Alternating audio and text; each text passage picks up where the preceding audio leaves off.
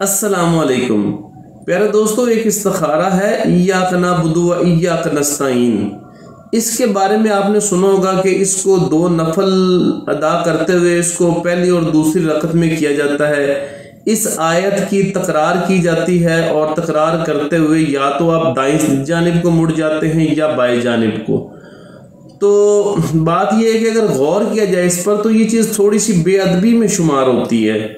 नमाज की नफल की बेअदबी है कि आपकी सारी तवज्जो इस चीज़ पर लग जाती है कि आपने दाईं तरफ होना है या बाएं तरफ होना है। तो बात यह है कि वो नमाज का नफल का जो तकद्दुस है वो पामाल होने का खदशा होता है। तो आपको मैं इसका असल और आसान तरीक़ेकार बता देता हूँ कि जिसकी मदद से आप इस्तिखारे को कर सकते हैं और आप इसमें पहले से भी ज़्यादा जो है वो रिज़ल्ट अच्छा हासिल कर सकते हैं। यहाँ पर एक चीज़ आपको बताता चलूँ कि आपने इस्तिखारा जब भी करना है तो ये नहीं कि छोटी छोटी बातों के लिए आप इस्तिखारे शुरू कर दें। सबसे पहले उसको दुनियावी तौर पर देखें, अपनी मुकम्मल एफर्ट जो है, अपनी कोशिश जो है वो उस काम के लिए लगाएं।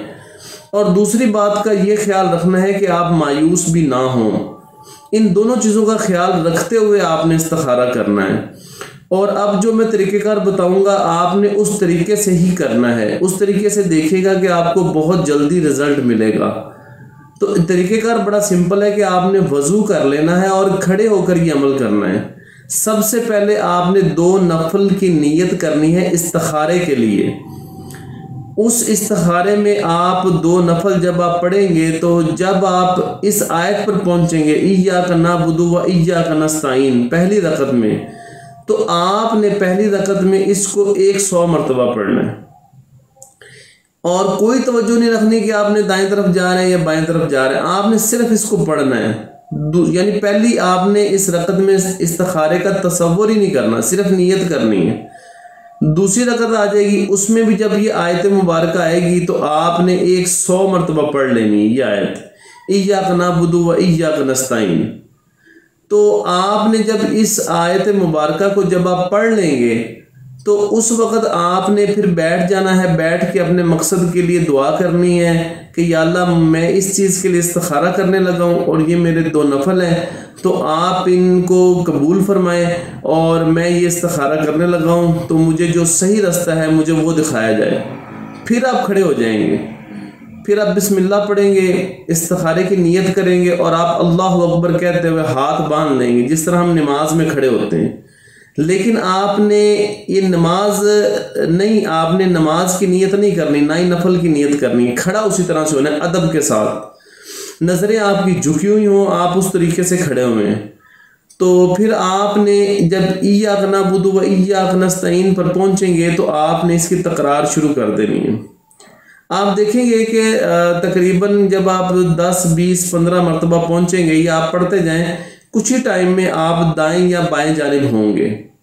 जैसे आप दाएं या बाएं जानिब हों, आप उस चीज़ पर गौर करें, अपनी तसल्ली करें, फिर दोबारा नॉर्मल होकर यहाँ से आगे सूरत को मुकम्मल करें और अस्सलामु अलैकुम वरहमतुल्लाह और अस्सलामु अलैकुम वरहमतुल्लाह कह कर जो है वो आप बैठ जाएंगे और आपका जो भी अमल है उसके जो जिस काम के लिए आपने इस्तिखारा करना है उसका आपको जो है ना आंसर मिल जाएगा।